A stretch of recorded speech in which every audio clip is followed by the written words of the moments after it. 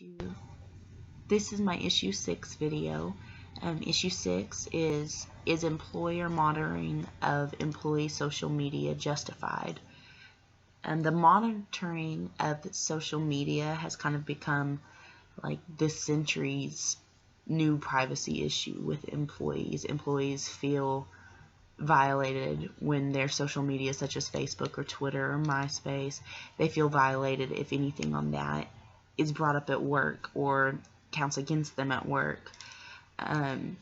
However, I said yes, that it was justified because it doesn't break any privacy laws.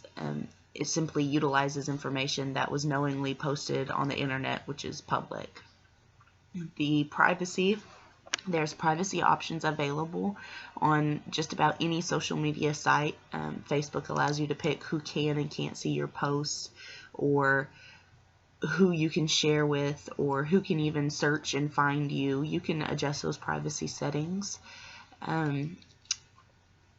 Also, when you sign up for these things, you agree to their terms of service. Most people don't read that. And when you do, the book explains that it pretty much tells you, even if you do set your privacy options, there's no guarantee that other people won't see your information. It's on the public internet.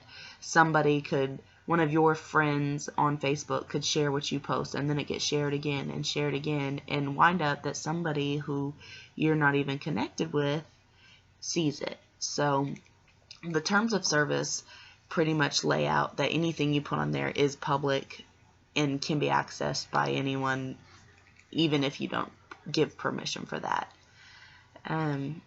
However, if an employer was to go above and beyond to hack into your account to find information on you, that would be breaking the law.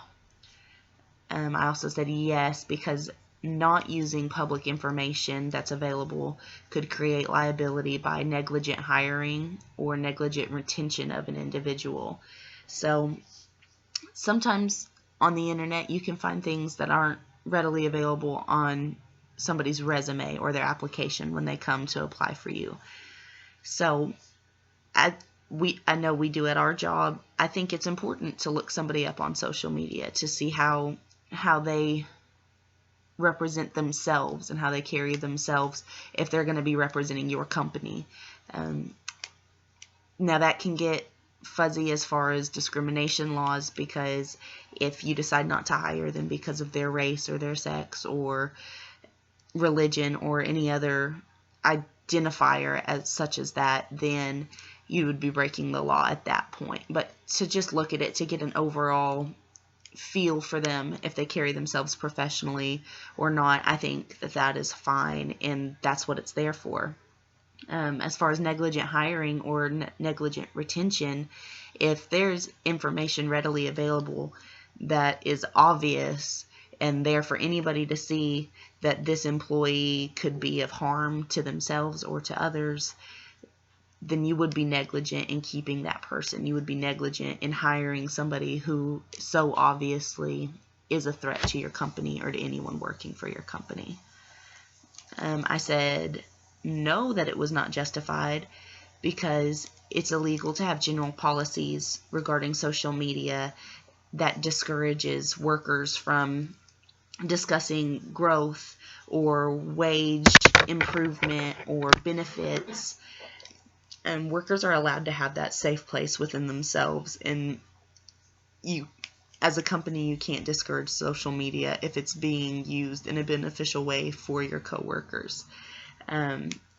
It's considered a mutual aid, which means it's there for them to use as an aid to discuss with each other improvements or what else could be done.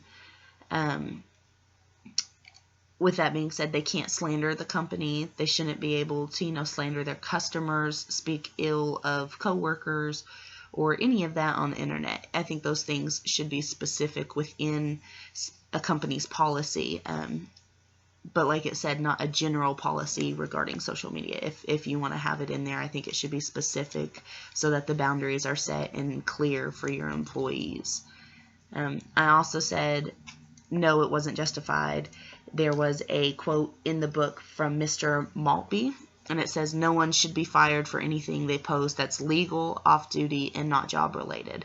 I agree with that. I think your home life should be separate from your work life, and if what you're doing in your home life is legal, you're off-duty, you're off-campus, off-property, and it's not related to your job in any way, it's not concerning someone you work with, for any of your customers, it's not job related at all, then I don't think anything on social media should be held against you in that instance. So I agree that no, it's not justified in that case.